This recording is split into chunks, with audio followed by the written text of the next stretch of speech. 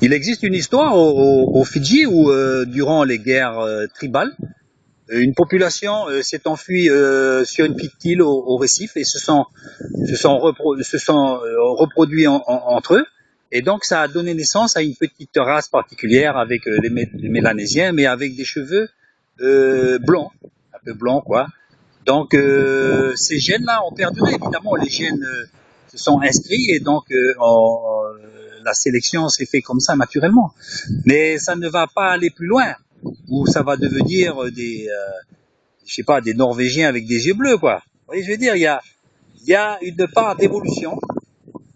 Et la race peut être figée par divers moyens, mais ça va pas devenir des géants, ou alors ça va pas devenir des nains plus bas que plus petits que des pygmées. Il y a une marge d'évolution, par exemple, entre les pygmées ou les nains et puis des géants à l'heure actuelle qui font plus de 2 mètres. Et puis voilà, déjà on voit que les gens qui sont à peu près de plus de 2 mètres, ils ont assez de difficultés déjà à porter leur carcasse.